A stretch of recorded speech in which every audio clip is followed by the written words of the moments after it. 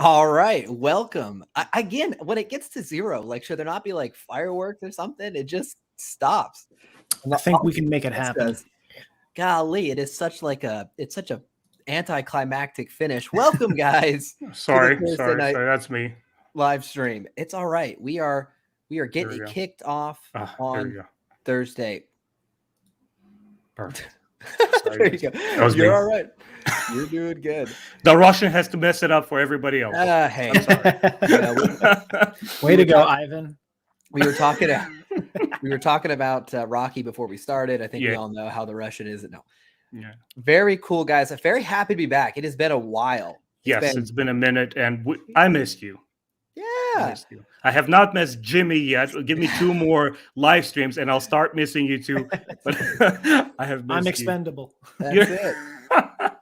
Well, Yeah. guys, we are back. I see Dat Boy Steve in the house. We are, again, it's the new format again. We have 3 of us here this time. We had such a good time last time. We wanted to run it back. Totally. I think it's a good group dynamic. 2 is great. I think 3 is even better. So welcome. We appreciate you guys showing up. Hope everyone had a good Thanksgiving break, whatever you are in the world, whatever you celebrated. If you had just had some time off, I know it's very busy around stateside. So it's been kind of crazy. So I appreciate your patience with us as we took some time away. But that has meant we've missed some things to talk about. So we're going to have to go back a little bit, look at some older stuff we wanted to talk about, as well as some of the newer things from this week. So it's going to be kind of a full plate. Let me go around the triangle here and give everyone a chance to say what's up, what's going on with them. And let's start down below. Star Wars Complete. What's going on, man? How are you? I'm not too bad. I'm glad to be off from work. I'm exhausted from that. Just trying to catch up on reading. I'm very behind. Yeah, I'm on my end. I'm just trying to catch up with all my readings. Produced a couple of videos, just throw them out there. Clear my calendar so I can finally catch up to my High Republic readings. Because guess what? Starting next year, we're getting a new barrage of High Republic content. I'm like, oh my Yes, god, sir. I need to make it. So I totally get it, and so this is gonna be very similar to what we experienced last year, where Mandalorian season 2 is wrapping up, and the same time they're launching the High Republic. But this year it's gonna be Book of Boba Fett starting, and then the High Republic is going to be launching in January as well. So it's going to be a packed December and January, which is good because I think the last couple of years, Star Wars has been a little slower in that November window. That October, November, it slows down a little bit. And that's, I think, fairly common and intentional, just based on they like to do things around Christmas time and start the new year off. So it is going to be a full month of content, 6-7 weeks of content, which is very exciting. Let me ask you this, guys, very quick. I'm sorry. This is our second or third year where we're not getting a live action cinematic Star Wars experience. How does it make you feel, guys? Do you miss it? Are you okay with it? The shows and books are great. I mean, that's the thing. I think they've filled it with things that I'm really interested in. So it's made me not really miss the gap. We had a lot of good stuff this year. Bad Batch, Visions, Book of Boba Fett is coming, and then all the books, the High Republic era this whole year. Some Thrawn stuff we'll talk about later, but that's just my opinion. I don't know about Complete, but that's how I feel. Yeah, I'm kind of the same. I do miss it. I'm looking forward to the next movie whenever it decides to come out, but the live action shows have held me down, and I'm so glad I learned how to read 3 years ago. On High, remember how you and I, in several of our podcasts, we talked about the future of Star Wars, right? Yeah. And how I was kind of adhering more to the idea that it's the best of Star Wars is going to live on Disney Plus. Yeah. I'm settling into that mentality. I'm like, dude, I don't know if I want more feature films in the near future, within the next couple of years. I'll be fine without it, I mean, Star Wars to me has been a really natural fit for TV since the Clone Wars, right? I mean, this is not new. Yeah. It's just we're getting more than we've ever had. I mean, the Clone Wars, Rebels were such natural fits. The way Star Wars stories can be told, I think, on television is so, I don't know, it's so natural. I mean, I can't say any better than that. To me, I feel right at home. I don't feel any, it's obviously a different experience than going to the theater, but I feel like it's Star Wars. It doesn't feel like, what is this new thing? I don't know if that makes sense. That's how I feel about it. No, it does. I feel like with the shows, especially like with Mandalorian, I think it gives the audience a better feel of what it's like for the Star Wars lovers that read a lot, because, you know, when you're reading a single book, you get such a big story. So being able to spread like, you know, hour-long episodes out over a full season, you really get like a grander scope of a single story that's not really related to any of the major movies. That's a good point. Yeah. Yeah. So I think that's just a good way of showing like, hey, check out how this extra content can work in Star Wars. Let me ask you guys this before we get into the Book of Boba Fett as our first kind of item for the week. May 4th last year, or this year, I should say, 2021, the Bad Batch started and ran for, I mean, it was months, right? I mean, because there was one episode a week, and I really enjoyed having that show every Friday to look forward to. Is anything going to drop this May 4th? Are they going to keep that tradition alive? Are we going to get the season 2 of the Bad Batch on May 4th, or is that just a one-time thing? I don't know if we're going to get anything new because, and this is not confirmed, this is what I believe is going to happen, but I'm fairly certain Kenobi is supposed to drop spring of 2022. So that might start, say, around April and run through May or somewhere in there. So I suppose it could be in April, or if you want to do a May 4th drop for Kenobi, that would be my bet. Judging by what has been going on with like Clone Wars and then the Rebels, right, and then the Bad Batch, I think is just needs to follow suit, and spring release for season 2 is very, very likely, because right, late spring is towards the summer, is when kids get out of school. You don't want to catch early audience like in the summertime, because that's when everybody goes to vacation or people travel. We don't know how the situation is going to look like in terms of pandemic, but traditionally you want that mid-spring, like the mid-spring, the time off for high school students and stuff like that. That's when you want it. I want to see the Bad Batch the most. Yeah. I think the spring, it's a natural fit because we're supposed to get a lot of shows next year. So they're going to have to start launching some of them early. And I thought the Bad Batch I thought the launch day on May the 4th was so exciting. I think, you know, Timeline, you and I hopped on a stream that week or the next week, and it was just such good energy going on when that launched. And I thought the hour premiere just like brought you right back into that prequel era and the Clone Wars. And I really enjoyed that. So I'd love to see them do something like that again. And it just looked so polished. It looked so nice. Yeah. If anything, I'm just really excited for all the new music we're about to get. Yeah, that's another one. I just did, as I pull up our teaser topic, I will tell you guys, I just watched Bad Batch all the way through for the second time. I just finished the rewatch maybe last week. And man, polished is the right word. It is just really well done. Just technically, just really well executed. Yeah. So Bad Batch is done for this year, but we have one more Star Wars show, and you see it right here. I'm on the official Star Wars YouTube page, and you see the header right here. It's the Book of Boba Fett. That's what we're going to be spending our first segment on. I kind of wanted to kick us off with maybe quickly watching these new teasers that have come out this week. We got 2 of them. And then I want to talk really about our thoughts, our anticipation, what we're expecting from the show, what we want from the show. They've also officially confirmed the episode count, so we'll get into that as well. So these 2 little teasers here, we're going to start with the message one because this one was really enjoyable. This one, and I don't know, do you guys want the volume on, or you just want to talk about it on mute as I play it through? Do you guys have any preference? Let's put a little bit of sound so we get some cues there. No. Yeah, get some idea here. So what I love, as you guys know, I adore this Lucasfilm logo. This thing is like 10 out of 10. I need it on a poster, So on a shirt, on a hat. That's just the logo, guys. Easy. Yeah. So they've started playing these during NFL games, during college football. It's, you know, this was a good time of year to slot these big TV spots in. That's why you've seen them drop this week. So this one is called Message. And I'm going to pause this as we go through. I'm going to assume you guys have all seen this, and I'm going to want to talk about it real time. So first thing right off the bat, right with the first notes, I've really enjoyed the kind of theming of the scores we're getting. It has such a, I don't know, it has this real resonance to it, this real kind of power to it that I hear come across that I've really enjoyed. So even in this first little note, we'll go back and replay it. I just really dig in the vibes. I know it's a very minor sample size, but yeah, it's easy upright bass with a C extension. It has some power to it, which I think with this kind of character, you want to bring that in, and some darkness to it too, right? It's got a little bit to be dark and grungy. Right. Yeah, Exactly. I am Boba Fett. This shot right here, dude. So we'll pause here real quick because this kind of confirms, I think, what a lot of us suspected. We're gonna get some flashbacks, right? And I think I even a couple of us said that the shot of the Tusken Raiders here, I was wondering if it was a flashback of him coming out of the pit, right? Yeah. And it seems they then flash to what we presume is the bacta tank, right? And he's healing. So we're gonna get the backstory. We are gonna get some what happened afterwards, and I think that that's appropriate, right? It's a story that's been told, and I'll lean to Ben a little bit on this. I know it's been told in some form of legends before, right? Him surviving.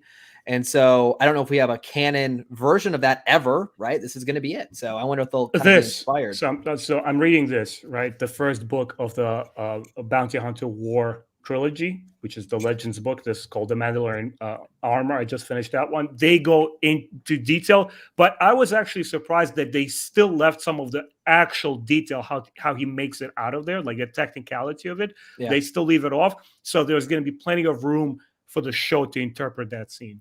Yeah, that makes a lot of sense. And I think,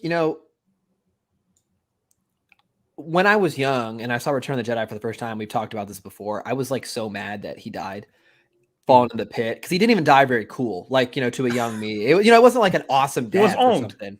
Yeah. He was owned by Han Solo. Yeah, like, and I hated Boba Fett where? Yeah, I hated it. So every fanboy, we've all, at some point been like, oh, I bet he survived, to add to his, because he had this reputation, so we had to make it. So it's cool we're finally getting some explanation. So I don't know, any thoughts there? I think that the bacta tank is going to explain why he looks better than he did in The Mandalorian, because The Mandalorian looked a little rough. So I have a quick one, guys. Yeah. Remember when we got the first hint of Boba without seeing his face in the Mandalorian show? We see him in that kind of like gown and the Gaddafi stick and the Tusken Raider rifle behind his back. And looking at that little shot of the Tusken Raiders, do you think, are they going to be the ones who nurse him back to life? I was actually thinking, I wonder if they're going to be the ones that find him. Mm-hmm. Yeah. But I think just in general, just talking about those two shots, I think a lot of people underplay how important this is going to be, because Boba Fett got a lot of love in Legends, especially with the Bounty Hunter Wars trilogy of books. Mm-hmm. When we realized that he was still alive and made it out of the Sarlacc pit, that was such a big deal. So now being able to physically see that again in canon, I think this is a bigger deal than when we're playing off of it. Yeah. I mean, to your point, can you guys imagine, like, I don't know, 5 years ago, if people were like, we're getting a Boba Fett show, people would, like, their faces would have melted off. We are almost a little spoiled.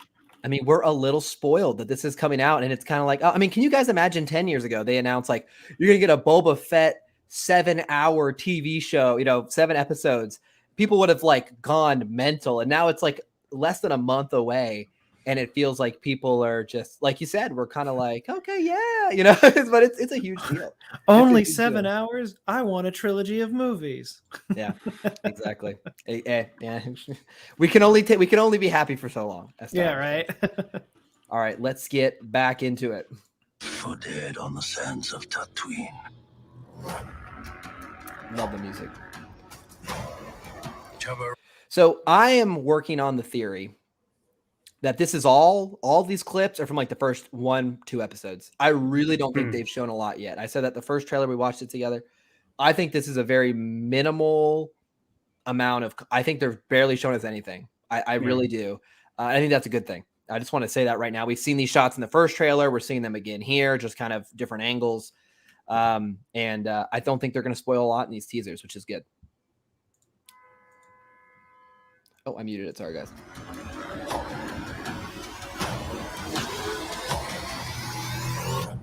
I intend to rule with respect. The Book of Boba Fett. He delivers that line really well. I like that line. He delivers it really well. Nothing else of note really for me. Again, I thought the Twi'leks looked really good in the first trailer. Just call that out. It's, it's definitely kudos to everyone involved. Especially like, I think the Twi'lek race is really great, but for some reason, the 2 Twi'lek characters we had in the jailbreak episode of The Mandalorian, I don't know what it was, but I was like, why are their Leku just so high up, and like it didn't seem to go like as long as it is now. And I was like, I'm Mm-hmm. confused by some makeup choices, but I also don't work in that field, so yeah. I understand. I was like, I'm confused, but I can't critique. Yeah. And the contrast between these two Twi'leks and the one in the Mandalorian, who doesn't look like your pretty sassy dancer girl Twilight. She's like, she would rip your head off, right? I enjoyed that contrast.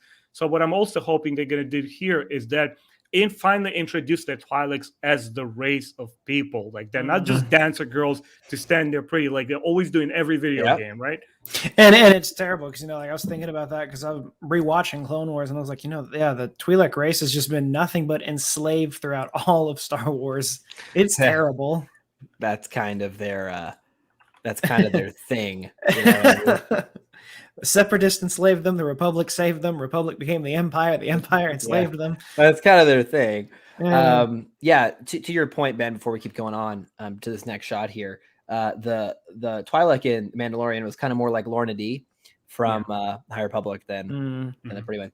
So I've heard a lot of people talk about these speeders. I think I saw Eckhart's Ladder talk about the design of them. I don't really have a lot of things to say here. I've never been a huge vehicle enthusiast in Star Wars, so this is not my area. These are swoop bikes. Okay. Yeah. A variation off, right? We saw one in the prequels, right? The one that Anakin rides when he goes off to rescue his mom. Then obviously we see them in Return of the Jedi on Andor. These, I don't know if these models are modifications of what we've seen before. Definitely the frontal part of it, like those two like stabilizers, kind of look like that. So let me think here. This is post Return of the Jedi. So these would either be regular swoop bikes or game adaptation of the Shadows of the Empire. Okay, not my area of expertise. Yeah. They look Hello, cool. I am a nerd. Yeah. Nice.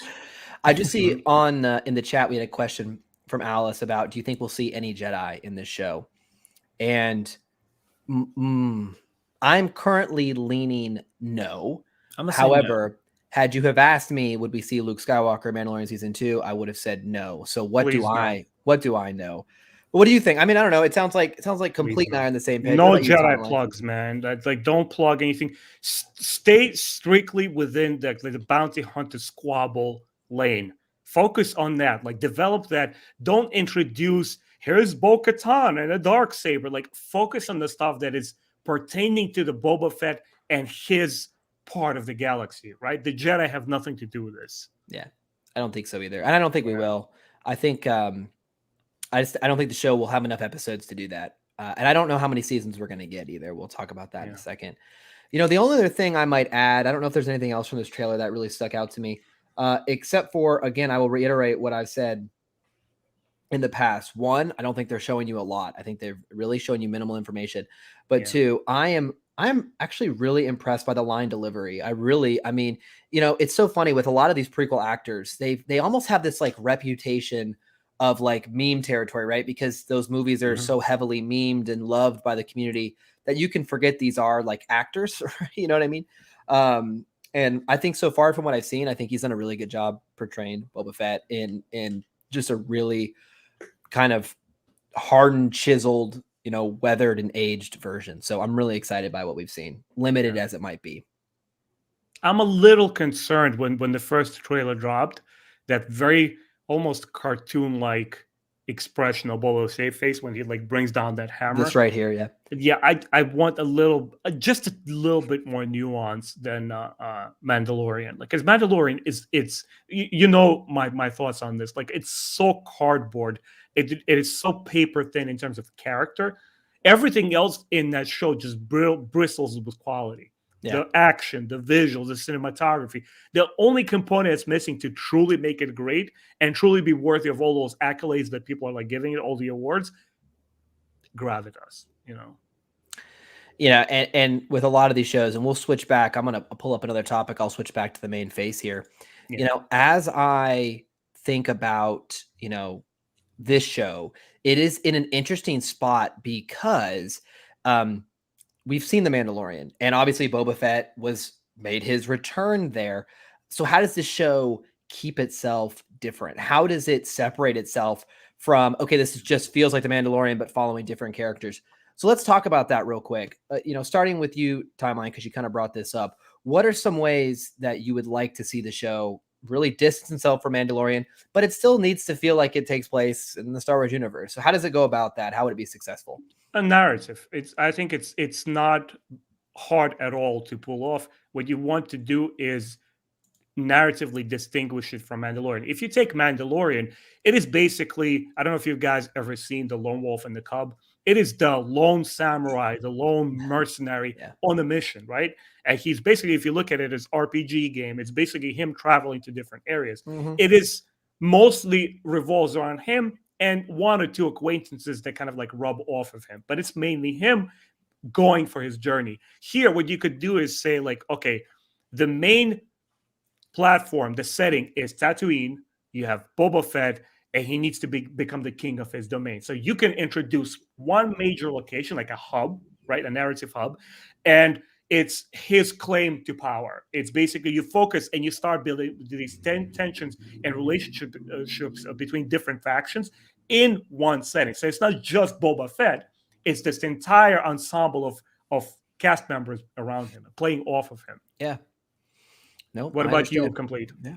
So I think the best thing about this is that this show isn't going to have to try very hard to separate itself from The Mandalorian, because the idea of the show, as well as the character of Boba Fett himself, is the complete perfect antithesis of The Mandalorian. You've got Din Djarin, who is like strictly by the book. I'm never taking this helmet off in front of people. This is who I am. Yeah. He didn't really have a mission until he found the child and was like, I am not killing this. Whereas we've got Boba Fett. He doesn't care. You see his face in most of the trailers. There's no code of conduct. The only thing he wants is to get back the respect that he had and lost. So this isn't going to be a lot of side missions like we had with the center, making his way through the criminal underground to go back to where he thinks he deserves to be. As you guys are talking, I pulled up the character posters from this week, which I think are this, my opinion. I thought this one in particular was really phenomenal in bringing out, you know, the setting, right? It's going to be in the desert. It's going to be Tatooine. Sorry, is that Arrakis or Tatooine? You were right on. I love the way they popped out the reds in his helmet and in his arm piece. And then I was going to say that too. The red is just. And I wanted to talk about why we were pulling these up. Fennec Shand, right? I think she's going to have a major role in this show. It was, to me, it was, you know, interesting. This character is just introduced in Mandalorian, like, oh, hey, this is my partner with Boba Fett. And it was kind of, you know, this new character that we hadn't had any experience with. And it didn't bother me, which I think it maybe, you know, I thought like, okay, cool. I'd like to learn more about this character. I've really enjoyed the actress, you know, I think off screen seems to be just really excited to be in Star Wars, which is really fun to see. And then we've got a little bit of her in obviously the Bad Batch, which was kind of fun to see. But what would be successful for her? What do we want to see from her character? Do you want her to have kind of her own mission, or is she just going to be an assistant? What is Fennec? She needs to stand on her own. I think, you know, she can't be, at least I won't be compelled if she's no more than just a prop there and serving as the, you know, either a bodyguard or a fetch quest mission completionist, kind of like for Boba Fett. She needs to stand tall. Mina Wen is an awesome actress. Her presence is so felt in the Agents of S.H.I.E.L.D. show, right? She can carry the role. I hope it really extends beyond. Maybe she's the kind of character that sort of teams up with Boba Fett and then has ambitions of her own. You know, like, see what you could do with her. Separate her from Boba Fett. Yeah. Complete? Any thoughts there? So I was thinking about that, and while I think this would be a better way to show off her skills, like I know we saw a lot of that in the Bad Batch, but to show why she has the reputation that she had that we got in the Mandalorian. But I'm also curious as to if she has any ulterior motives. Like, sure, she's like, I'm with Boba Fett because he saved my life. I'm literally in his debt. But like, is this going to get to a point where, you know, Boba gets real high and mighty, and then she's like, I think I want to take over from here, kind of thing, like a Scarface kind of thing, or they could do a lot with the character. I think it's going to be very interesting how they portray their code of honor, right? Because in the trailer we heard it again in the spot we just watched, that I'm going to rule with respect, and in the first trailer they talked about that. What does that mean to them? What is respect to them? Is it because underworld mobster? It really feels like, you know, there is like a respect thing around bounty hunters, and you see that in a lot of the books too. But even in the Bad Batch, you know, just because she happened to be going after the same target as Cad Bane, and they both are just like, well, that's out of the way. I guess we're gonna have to fight for it. Yeah, Guys, I wanted to circle back real quick to the earlier questions that we had, how this show could separate itself from, Mandalorian. Yeah. Remember, in the Clone Wars, we also see younger Boba Fett, and we clearly know two things about him. A, that neither him nor his father are Mandalorians, right? They never followed the creed. They just rock the armor. Yep. And number two is we see young Boba Fett in his early life being raised up, like Aura Singh, right, and Bosk. All of these bounty hunters, once again, have no relationship with the Mandalorian creed, versus Din Djarin, right, who is also a foundling, but he's being discovered by Mandalorians and he's being raised by them. And that's one topic of a conversation that I don't hear a lot on YouTube. Like, hey, man, Boba is not a Mandalorian, Din Djarin is. Is it going to be that kind of contrast between the shows as well? What's kind of fascinating, though, the parallel you just called out is two who aren't Mandalorian by birth, right? And the different paths they took based on how they were raised, really. So that is fascinating. One thing I'll call out, it is going to be 7 episodes that has been confirmed. And in interviews this week, there's been a number of them as the press starts to ramp up for this, because it is coming out in only 27 days. They did confirm there will definitely be a number of answers. We're filling a lot of gaps in reference to how did he survive Sarlacc pit. So that is out of the horse's mouth. We're going to see things like that. One question I see here in chat says, will the Book of Boba Fett only be on Tatooine? Because, are we going to see another criminal underworld on other planets? It's a great question. My current inclination is it will mainly stay on Tatooine. However, I've said like 4 or 5 times this episode, for all we know, these scenes of Tatooine are episode 1, and then episode 2, they're somewhere else. We absolutely don't know, but it would not surprise me at all, given it's only 7 episodes and it's about Boba Fett's rise, if it was very much centered in the Jabba's palace Tatooine space. But just my read on the situation. What do you guys think? I think if you want to stay in Tatooine, it's smart that they're trying to bring up new locations like the supposed Bastine as the capital. But we really got to see some other planets, not necessarily in the Book of Boba Fett. If the story works on Tatooine, leave it there. But you have the Mandalorian took place somewhat on Tatooine. You've got the Book of Boba Fett. Majority of it will be on Tatooine. Kenobi is going to be on Tatooine. There is more than one planet.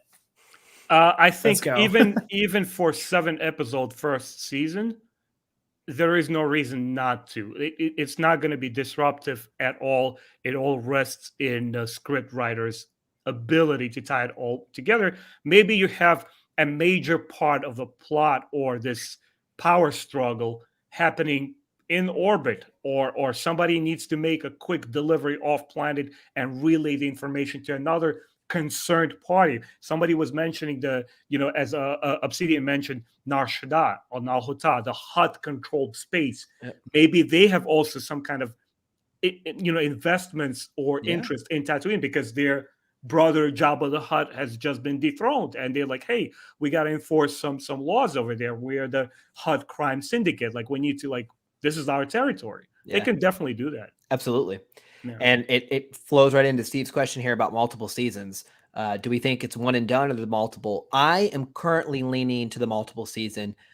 There's a couple reasons. So I covered this on the channel months ago. So some of the original stunt crew and movie production crew stuff came out, and all of it said season 1 at the bottom, like Book of Boba Fett season 1, which leads me to believe they wouldn't have put that on there. Number one. And number two, I imagine, and this is me totally uneducated, just guessing, that this show is actually not that expensive, and the return on their investment is going to be huge in merchandise and alone. And we're going to talk about some merch here in a second, but Boba Fett brand, and I'm one of them, is beloved by so many. Just, you guys know behind me, I have the hats and the jackets and the backpack right over here in the corner. I love Boba Fett. So I think this show is show alert. Yeah, it's going to be very profitable for them. And I think if the first season is as successful as I suspect it will be, we're going to get more. But I'm open to disagreement. I certainly agree that it's going to be multiple seasons, only because I'm still under the assumption that, or at least the theory, we've got multiple seasons of The Mandalorian, we're going to get multiple seasons of Book of Boba Fett, and multiple seasons of Ahsoka. since they're all taking place in the same time, we're definitely going to see some CW crossovers. Yeah.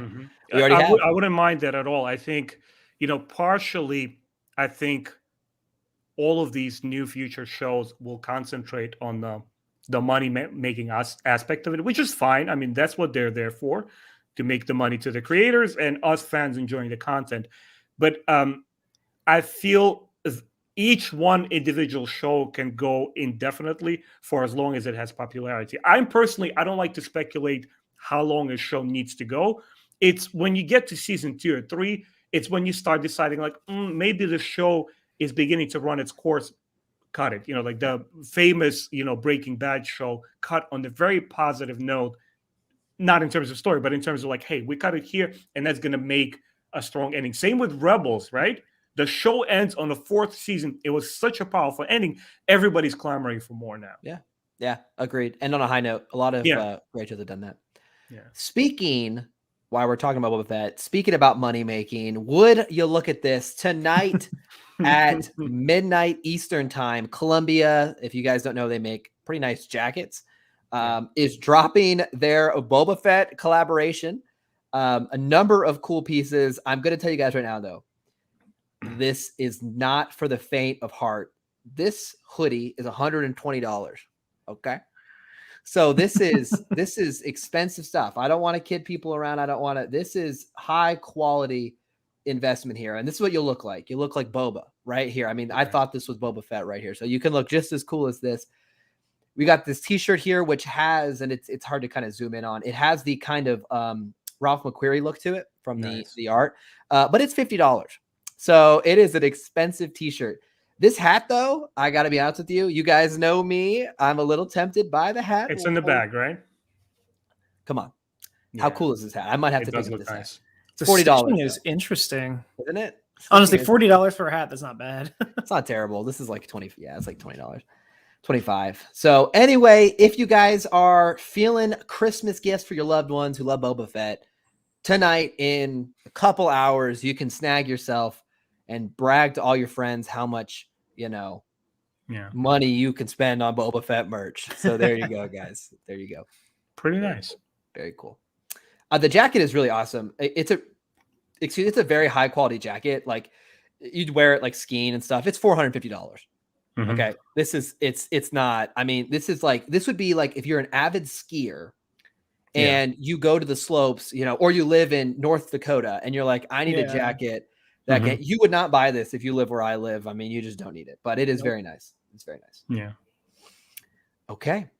That's kind of your fun thing. And I will, I will give us one more little look here. Columbia. Just for fun. Oh, okay. Here we go. Just for fun. All right.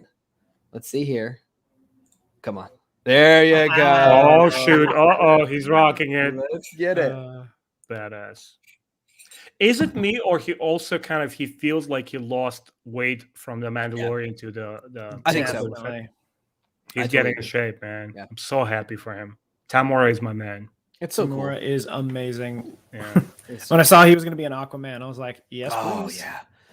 Yeah, as you get, okay, I'm not going to take out some of the tangent here. And any of my fans know I'm a huge DC fan.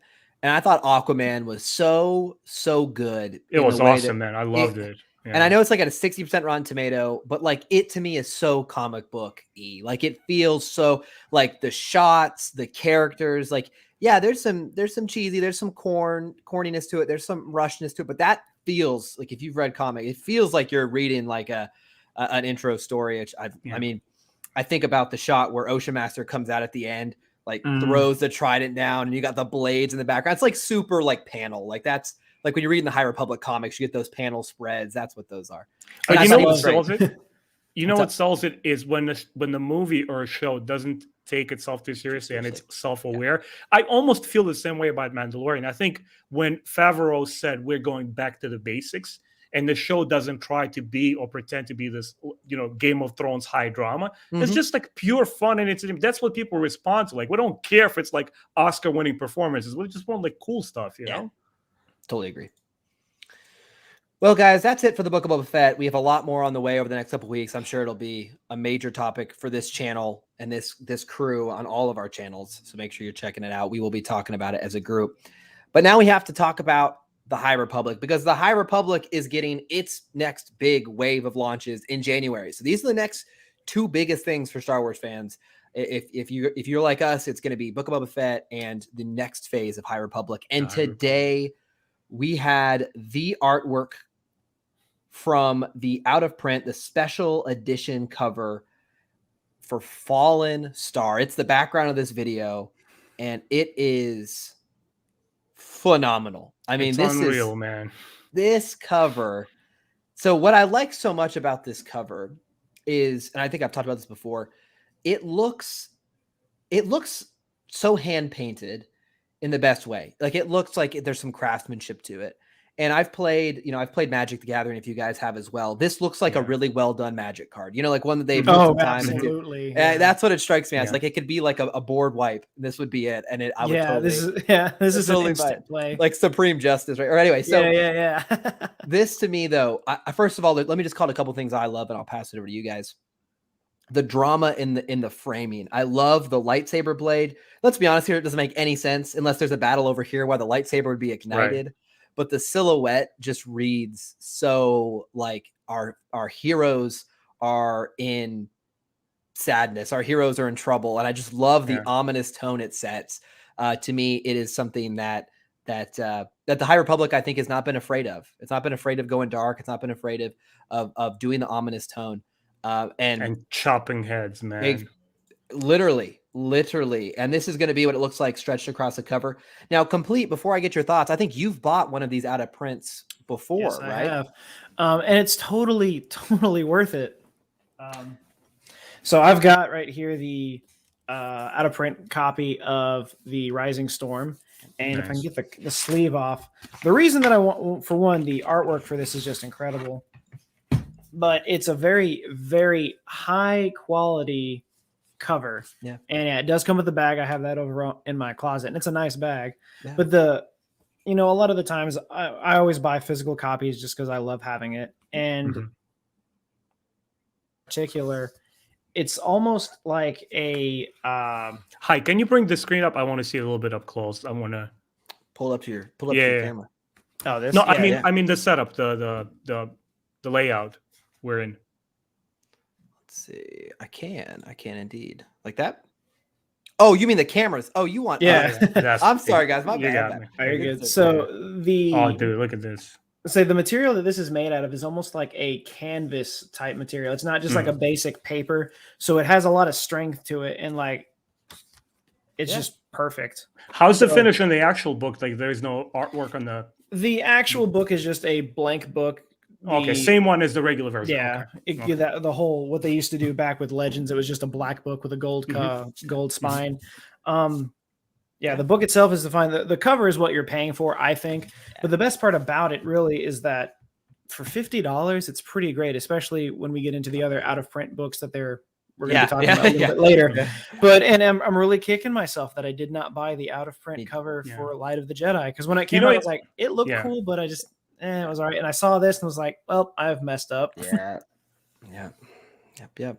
My problem was I didn't know the Light of the Jedi had one of these, because I was very naive when I started. Like, I just was like, oh, there's a new Star Wars book launching, I'm going to read it. Like, I wasn't doing deep dive into Twitter, and I didn't know that they were going to do this. And so, as you guys can see, we're going to get, its own copy here as well. I imagine to be that $50 price range.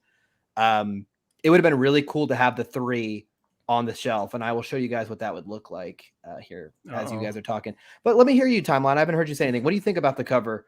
The only reason I didn't get it, and I did see the out of print version with the artwork of the Rising Storm. I don't know why, but not having the High Republic logo and the book title in front, it kind of turned me away from it. I don't know why. Yeah. It's an amazing book. Like, it's an amazing design, but for some reason, and you know what's funny? When you get the regular version of those books, you don't feel slighted at all. Like, the covers are legit, even on the regular retail version. They totally are. But this just looks spectacular. I'm just happy for the artwork itself. It looks crazy. So while we're sitting here looking at just gorgeous artwork, I do see a question from Obsidian about a possible High Republic game. And we talked about this as a group, I think, a couple weeks ago, that the rumors are one of the games in development would be in the High Republic era. I do believe, and I said this then, and I kind of stick by it, that they will be more and more properties, more and more stories, I should say, taking place in the High Republic era that are not just books and comics. I do believe they created this era for a reason. I believe they wanted something they could go to that's separated from the Skywalker, that they had full creative control over. And so I do think they're going to do things. I think we know the Acolyte's supposed to come at the end. It would not surprise me at all. I mean, it would be a really safe era to pick for a video game, because you could even do like a couple hundred years before the first book, Light of the Jedi. You could do like leading up to Light of Jedi, and that's an open canvas, right? I mean, it could, who knows? So I do believe we're going to get more and more properties in that era. I do. And I think the critical response and the fandom response has been positive. Aside, you always have a couple of trolls have to go and assume they speak for the majority of fans. Like, oh, it's so bad. I haven't read it, but it's bad. The general consensus is some hardcore Legends fans that I talk to are either totally on board, like in my group. Other fans are like, I tried reading. It's not my thing. But predominantly people who digest, Star Wars books regularly, people are blown away. And I think it's making waves. I think, to be frank with you guys, of all the Disney era content that's out there, the one that speaks with its reputation first and foremost is the High Republic. Even against the torrent of these trolls who try to convey to the rest of the general public that it's bad content, whoever bought it and is there with the book actually reviewing it in the video, people are like, yo, this is legit stuff. Give us more. What I've loved about it, and I've talked about this a lot on my channel, is as I'm just sitting here and you're talking, I'm going through, they've made posters for this phase. They've given us different covers.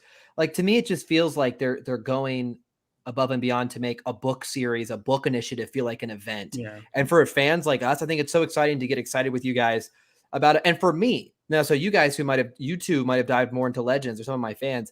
For me, I was always Star Wars was books, was movies and TV, right? I grew up on the prequels and the shows. I didn't grow up on the books the same ways. This is, I think, so refreshing to me to be part of a written initiative that has just as much hype for me personally. Yeah.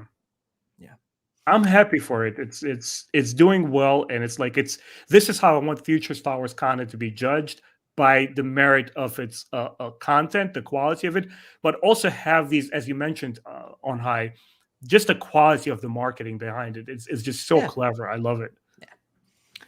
Me too. One thing I'll say about the High Republic as well, we did get another Midnight Horizon cover for Walmart. Walmart has tended to make their special covers aimed more at kids, because I think that's a young adult novel. I think the default cover for Midnight Horizon is way cool. I would definitely get the default one. I think it's really reminds me, which is the default one? Yeah, I will show you. With the two Jedi standing by. You're exactly right. Yes. Okay. Yeah. I kind of like this one more. I think I might go for the Walmart one. Honestly, even with the variant covers, Walmart prices for the books are amazing. Yeah. Say I think Lesser Evil was retailed at $30. I got it for $19. Nice. That's pretty good. Same with Amazon. They drop a lot of prices on the hardcover books. They do. And as you guys know, I get it on Audible, and then I also buy a hardcover, and I use it purely for display. And it's kind of off screen here. I might be able to twist it a little bit. You see that I have Rising Storm next to my Darksaber. It's the Target cover that I really liked. Target cover was incredible. Yeah, That's was the so one good. I got. Yeah, it was. I love it.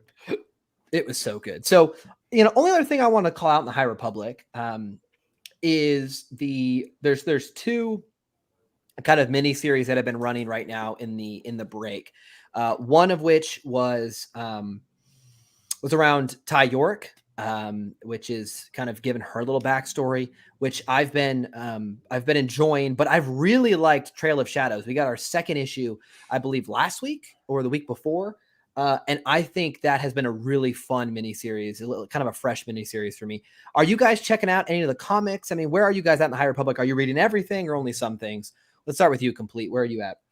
I am reading everything. I am viciously behind on both the Marvel line and the IDW line. And as I've come to find out, I'm also now behind on Trail of Shadow. So I've got a lot of catching up to do as far as the comics goes. I'm caught up with the books, and I'm going to have the rest of the comics read before The Fallen Star. It is not necessary, but I want to know everything. Yeah, same with me. Like, I'm a little bit behind. I did finish the regular adult High Republic comic, but I still need to read the 2 young adult books. I definitely, before the end of the year, that's my like resolution. I got to end those because I'm super hyped for Fallen Star.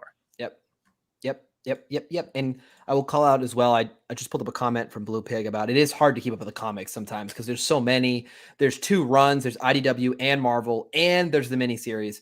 But I will say we are going to get on December 15th what they call an annual issue. So it's like kind of the end of the year, and it has every author involved. You might notice it's Claudia Gray, Justina Ireland, Daniel Jose Older, Kevin Scott, and Charles Soule. So it's going to be the first thing that they've all done together. So that'll be kind of cool. Oh, that's probably another important thing to note. It's probably only going to get more difficult next year now that Dark Horse is returning and confirmed to be writing more High Republic stories. Yeah. I know Timeline is so excited right now. Oh my God, dude, you don't understand. It's like as you guys have seen, like from interacting with me, I'm a pretty lenient person. I love my Legends here, I love my canon there, and I've been there in 2015, running to my local comic shop, picking up every single Marvel comic book. I could still bring my stack and show you guys like this thick, right? Of the first, I think from year 2015 to 17, I did not miss a single book.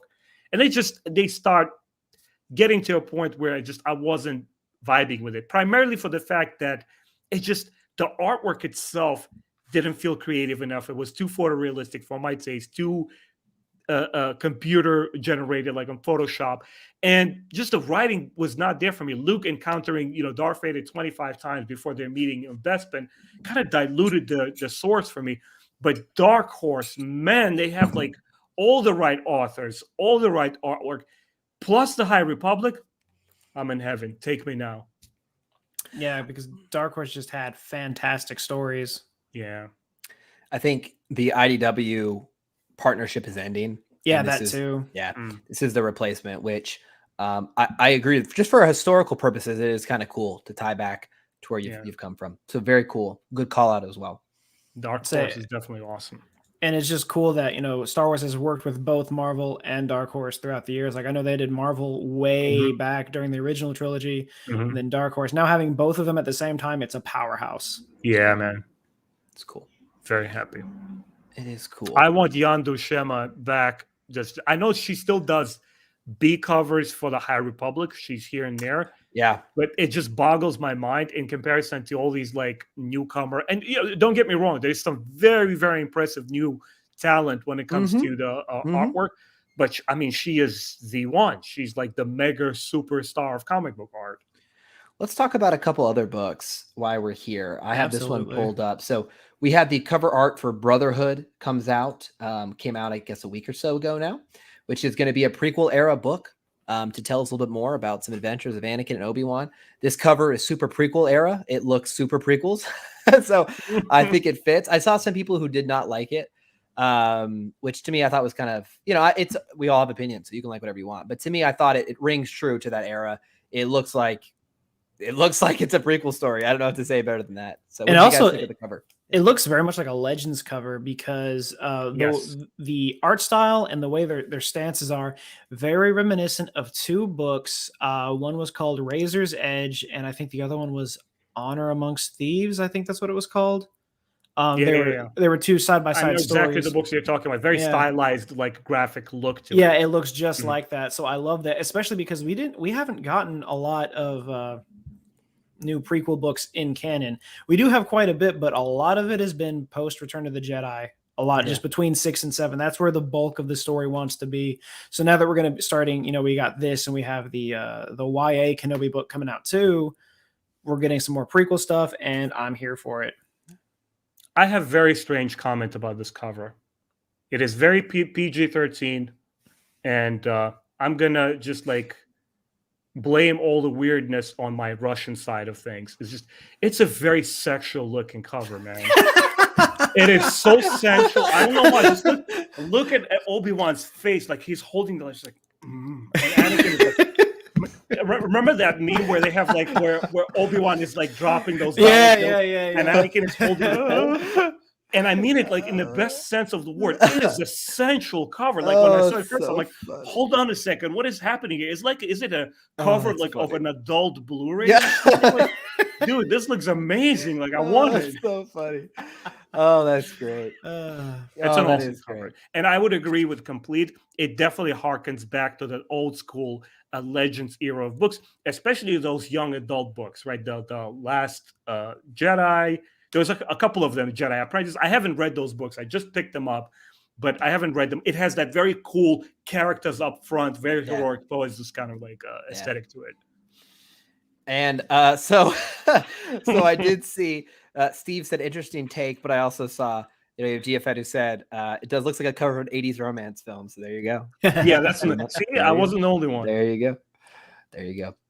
Speaking, go ahead. Yeah. I was just going to say, I am very excited for this book, though, because this book is going to cover the business on Cato Nemoidia that we got that great line in Revenge of the Sith. So finally getting to see that's going to be great.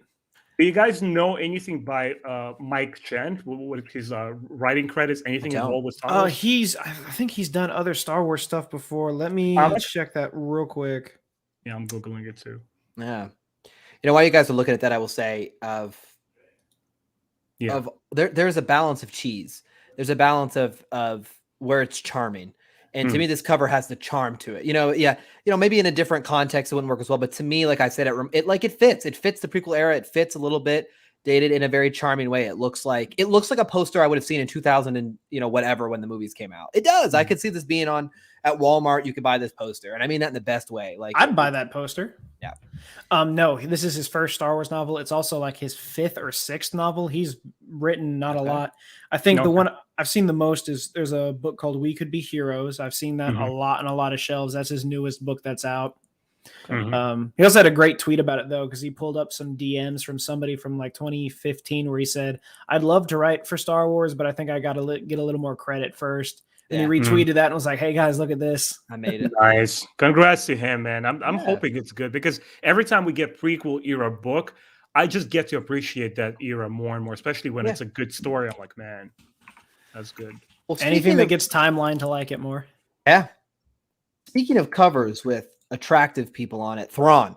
All right. Everyone's favorite heartthrob, Thrawn. Now, okay. So let me just say, we just talked about the High Republic out of prints, which run for $50. The Thrawn series has $150 covers. So these ones are very coveted. These have sold out in like minutes when these these sell out instantly. What's cool about them that I really do like, if you guys aren't aware, they do the front and back, like literally the front and the back. Like it's literally like a portrait style. And it's kind of shown him like in the first one, it was kind of him as more of a cadet. The second one, he was more metaled up. And the third one, it's kind of like, obviously he's in some sort of distress. This, I have to say, and we were talking about it a little pre-show, I am not caught up on Thrawn Ascendancy. And it's not because I haven't liked what I've read. I just keep having other stuff come out that I keep getting pulled away for. But I'm only like halfway through book 1. And I've liked it a lot because I am not, the Thrawn, I know the Thrawn character on reputation more than actual content, right? Because I haven't read a lot of the Legends material he was in. So I really wanted to dive into Ascendancy. What about you guys? Are you up to date on Ascendancy? Are you going to read it? Are you waiting for all 3 are out now, right? Or the third one's about to be out? Yeah, no, it's out. Okay. It's out. I own all 3. I've read the first 2. I did a review on Greater Good. I don't know if I did one on Chaos Rising, but this book is probably going to be insane. And first off, yes, if Thrawn was in Green Day, because I saw this, I was like, is this the Black Parade? Yeah. But if you read the new canon Thrawn novels that came out originally, they made some pretty big tie-ins to that with Greater Good. And just from the cover alone, you know exactly what you're looking at. This is Thrawn about to go into exile. Yeah.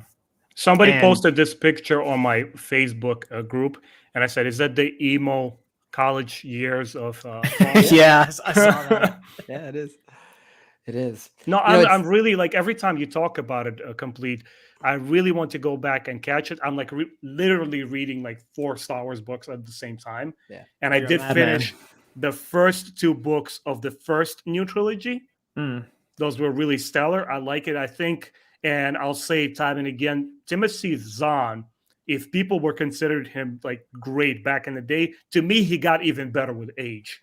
Something about his style just got like his character got more thought out. His plots are more intricate. There's a lot more tension going on. And I can't wait to get to this. Yeah, they keep giving him Thrawn too. Like they're like, it's your character, have fun with it, which I think is really cool. And I think, and I've seen so many interviews where he talked like that. It's like, it's kind of hard, and a lot of times when we get, because someone asked, they said, how do you handle other authors dealing with your characters? He goes, it's kind of hard, but at the same time, I've done the same thing. And it's kind of hard, when someone else comes into the playground and picks up your toys and starts doing stuff with it. But, a lot of the times people want to ask questions and be respectful. How can I write this character? Yeah. Would this character do A or B kind of thing? So I like that there's that aspect to it. But yeah, when you have the man who created the character with George Lucas's approval, he's going to be the one that does it. And keeps coming back to it. It's cool that he keeps getting those opportunities. Actually, complete. I wanted to get quickly just one question out of the topic. When you saw Thrawn in Rebels, what was your honest impression of it? You're gonna love this one. I saw the trailer for season 3 of Rebels where they showed Thrawn. I was just like, oh, is that Thrawn guy? I had never read any of the books. I knew who Thrawn was. I knew he was a big deal. Never got into it. The first new canon Thrawn book was the first one I ever read. And I had the paperback. I was like, this is a pretty big book. And I was getting ready to go shopping. I was like, I'm just going to read a few pages while my roommate gets ready. And I was just like, I can't put this down. What is going on right now? And I flew through that first book. It was absolutely incredible. I'm currently reading the Legends books as well. I'm getting ready to start The Last Command as soon as I get everything else off my plate. Thrawn is just spectacular and well worth it. And yeah, that shirt is awesome. Yeah, I'm so sad. But see, this is weird. If this is getting reprinted, I was under the impression that the Del Rey lost the license to their original covers of the Thrawn trilogy. That's why you see the new digitally repainted ones, and I can't stand them. They're bad artwork. I'm sorry. Not the Legends Essentials. Not the Legends Essentials. Not the Legends Essentials. The new ones. Yeah. Right. Yeah. Well, when they digitize, they're very two-dimensional, and the person doesn't know two first things about composition or volume or anything like that. They're just weird looking.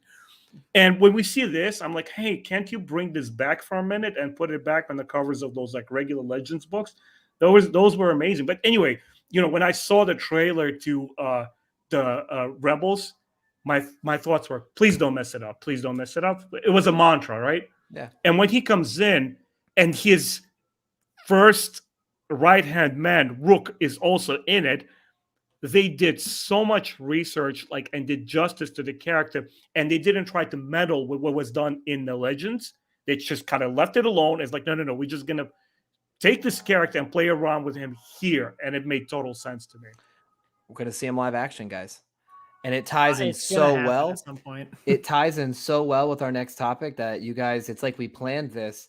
Ahsoka, right? We know Thrawn will be in Ahsoka, and we've had some actual casting news, not for Thrawn, but for other characters. So let's start off with the character we all know. Speaking of Rebels, we have Sabine, who is cast as Natasha Liu Bordizzo, who I am not familiar with. I'm not going to pretend I am. She, to me, looks like the part. I'm totally fine with just a first look of the pictures I've seen. It's cool we're getting the character. So again, big Rebels tie in here. What do you guys think about Sabine Wren? I mean, I don't know. Do you know who this actress is, or are you guys new to the game like I am? No idea. She definitely looks 100% the part. So Natasha was most recently in the 2016 movie Crouching Tiger, Hidden Dragon alongside Donnie Yen. Movie was not the best. Wait, they made the sequel? It is. I think it's a sequel or a remake or something. Yeah. It has a subtitle, so it might be a continuation of the story. But she is trained in martial arts, multiple forms. She's a good stunt fighter. So for someone that is very physical like Sabine, I think that part right away is, perfect. I don't know if this casting is confirmed yet. Like, no official site has come out to say this is actually happening. IGN is relatively. We're getting close to. Yeah, it's relatively reputable. Yeah. Yeah. When the Hollywood Reporter puts it out, I'll be like, all right.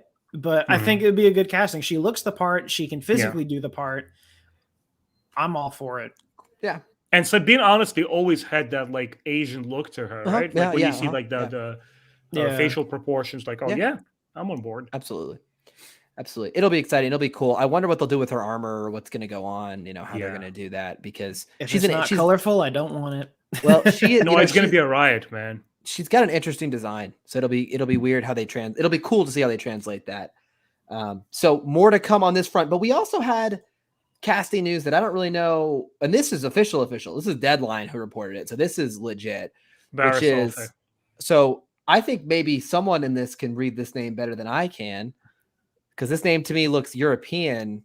I don't know if anyone. Sakno? Yeah, it sounds better when you say it than if I did. She is going to be an original character in Ahsoka.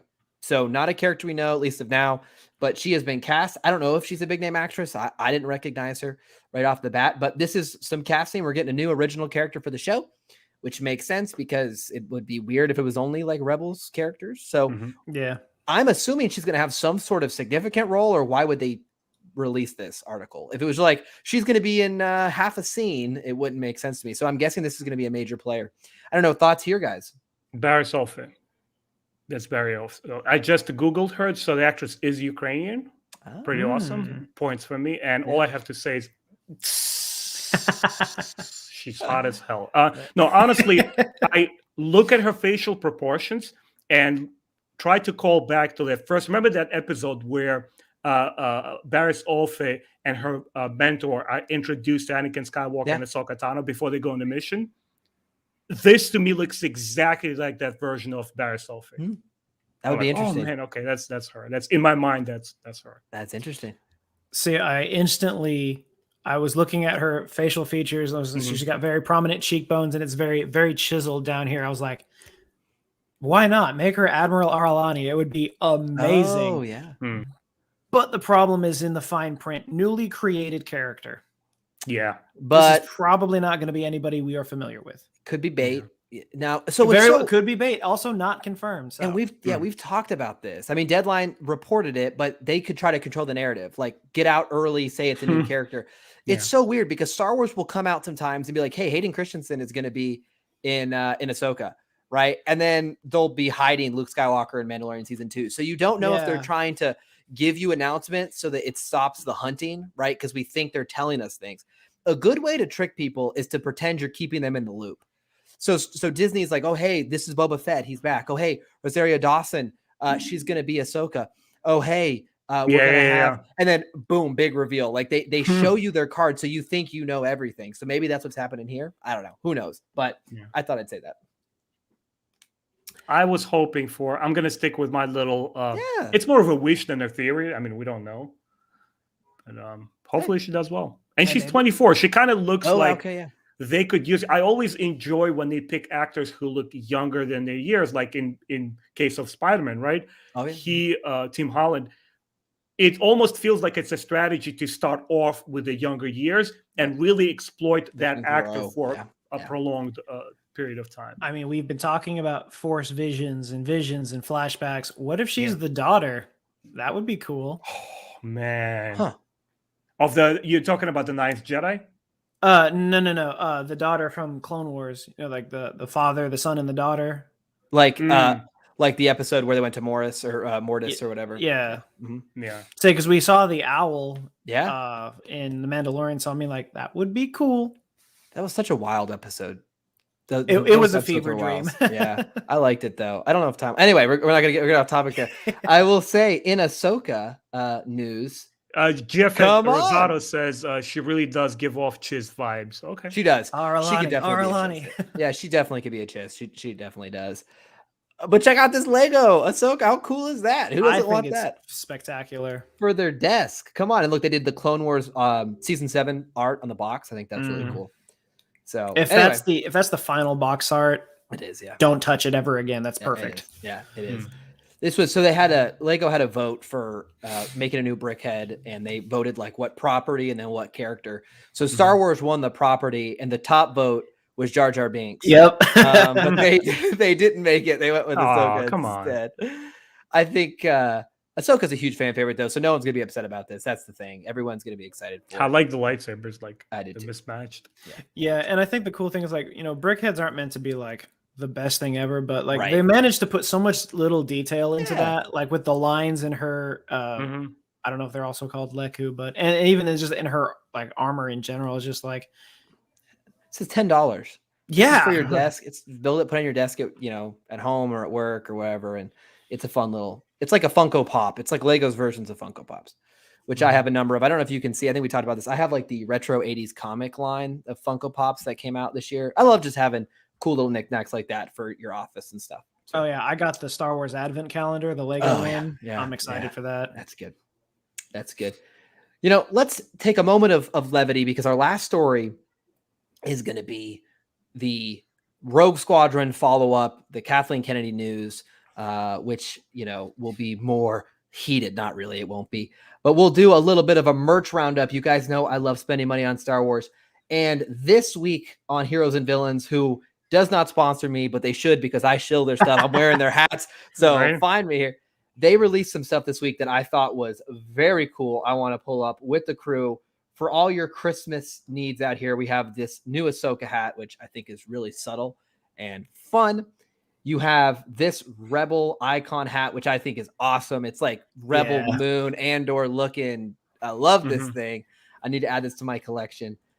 This blacked out Jedi one is pretty cool. I have the blue and gold one, so I don't probably need this, but fun. But these jackets, I love these jackets. So you can be a pilot of the Rogue Squadron Alliance. How cool is this? All your friends will think you're a nerd, but you can have the really cool thing on the back. God, man. I missed out when they did the TIE fighter bomber jacket for like the, I don't know, it was supposed to be like the flight school thing. Yeah. I've got to get this one. I'm not missing it again. Plus the patches. Yeah. It's just, it's so good. The Battle of Yavin, really cool. I like this one a lot. And then finally, to tie it all together, we have the Ahsoka jacket. The Ahsoka one. Which is pretty cool. So I like the cool. I am no Jedi on the sleeve. Yeah. It's really cool. It's a really cool touch. In the back, you just get the giant symbol. So one. Very fun one. So that's your daily plug. Christmas is coming. Treat yourself. Spend all of your money on Star Wars stuff like me, and you'll be happier for it. Heroes and Villains, can you please find like Josh's channel? Come to this podcast. Yeah. Oh, wait, this hat is back up. Oh, look at that. It's on sale too. Oh my gosh. Woo! You know what I'm doing right when this is done? We're buying that. I'm not even kidding. I'm buying this hat right when it's done. High Republic stuff. Oh, the hoodie too. Oh man. Woo! All right, let's calm down. That was the fun. Very fun. I'm gonna pull this over to another tab. Begins. Yeah, I'm gonna pull it over to another tab. I'm keeping that here. Let's talk about Rogue Squadron. So this crew met. It was confirmed. It was official that Rogue Squadron's been delayed indefinitely. This is not a rumor. Yeah. This is fact. And we had kind of hypothesized as a group, what does it mean? And I told you guys, my worry is when it's delayed indefinitely, that is a light way of saying canceled. So here's how I think about this. If you come out as a studio and you say, hey, we're canceling this movie, kind of big drama. If you say, oh, we're delaying it because Patty Jenkins has a bunch of other things going on, over the next 6 or 7 months, you kind of come back out and you say, hey, we just don't really we're not going to make that movie anymore. And the initial blow has already happened. So people don't really freak out. That's how I look at it. I look at this as PR speak. Okay. Yeah. But maybe I'm wrong. But this week we got some rumors coming out that the reason the project was canceled was because of creative differences between the Lucasfilm story team and Patty Jenkins. No idea if they're legit. I hear these types of rumors all the time. Could very well be the truth, right? Because we know this happened early on in the Star Wars Disney era, where there were a number of directors who left projects. There was a number of projects, changed altogether. We know there were director swapping in Solo. There was director swapping in the sequel trilogy. So there could be some validity to this. Now that we've had a couple weeks to reflect, what are you guys thinking about the Rogue Squadron movie? Is it ever coming out? Do you care? Is the dream dead? Let's start with you, Timeline. What's going on with Rogue Squadron? I honestly, it's the case of a movie that I didn't know that I wanted. And, if powers that be greenlighted, I'll be happy because seeing a Rogue Squadron movie would be nice. I, as a fan of Legends, I still will be comparing it to the books because they exist, right? To me, it's all about Ryan Johnson. I see that, and I can't help but react negatively to this headline. I'm like, this is just clickbait.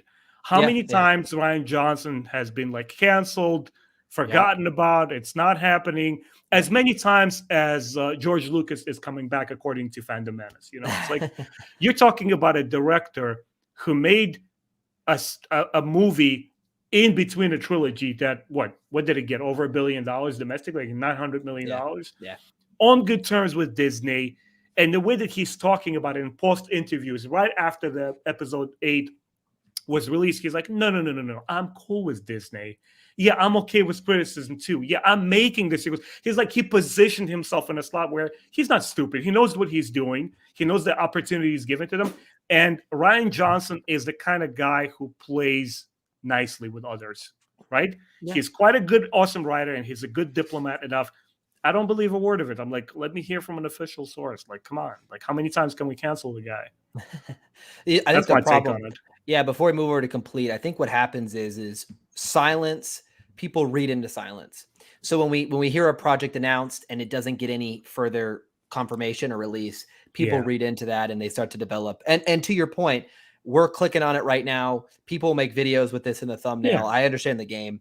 So complete, your thoughts.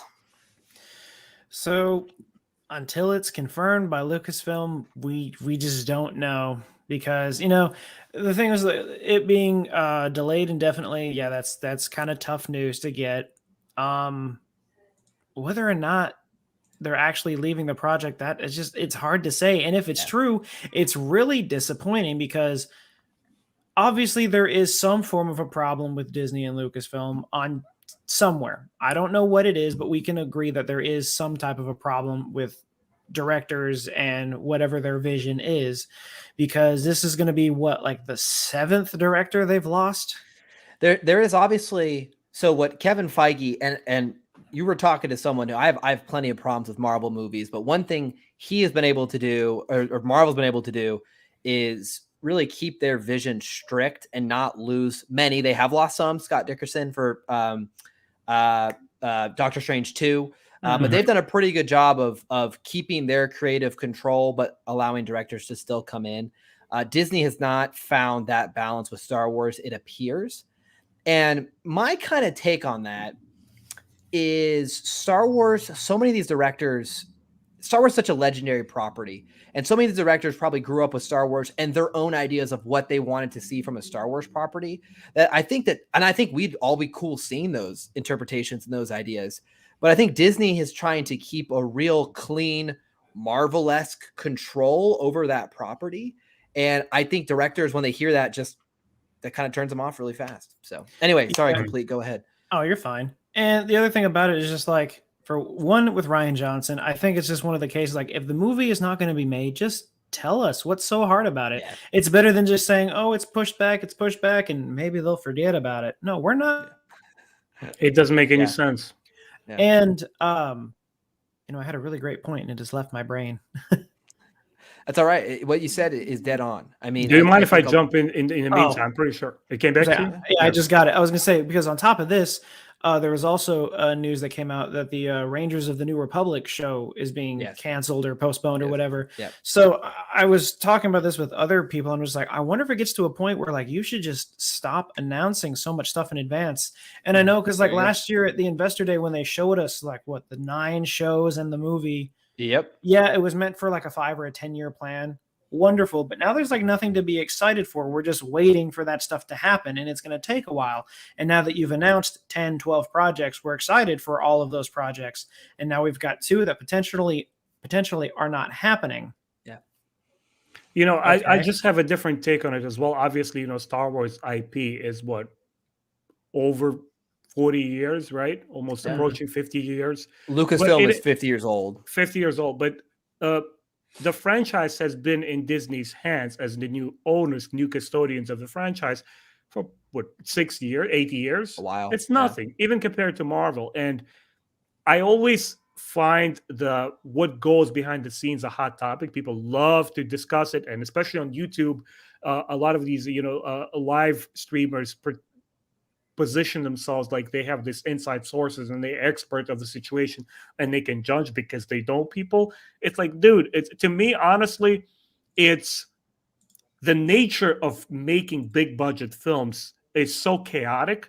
Yeah. There is not 10, not 100. There's 1,000 different reasons why a director might come and go, why a certain script gets script. I mean, you look at any podcast or video lessons that all of these famous, renowned actors now have. Like, you can subscribe to their servers, and they talk about their filmmaking, experience.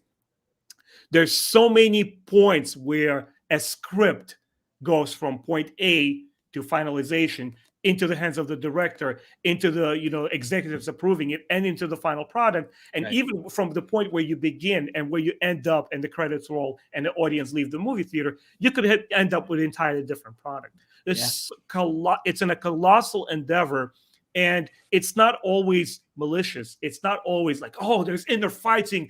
Kathleen Kennedy doesn't know what she's doing, but Jon Favreau does. He's the new custodian of Star Wars. Blah blah blah blah blah. We don't know. We just sit on our bums and we just turn on to the channel, tune into the Disney Plus, and we absorb this stuff. To make it is a whole different proposition, and there's so many moving parts and pieces there. I'm like, come on, we don't know. Well, just take it in stride. When it comes in, that's when you say, like, okay, it was good or it was bad. I don't know what went behind of this film, what made it, Yeah, and I pulled up, GFET's comment, which lines with you about a lot of the stories are exaggerated for clicks, and we're all a product of that, including ourselves. I mean, there's no doubt about it that if some big drama comes out, let's think about the last one was probably the announcement of the Old Republic remake for PS5, and then one of the writers' tweets was a big controversy. And I made a video basically saying, like, why do we have to do this every time a project's announced? We have to rip it to shreds. We don't even know what this person's doing. Like, for all we know that they're doing the box art. Like, who cares? Like, can we wait until the product before we?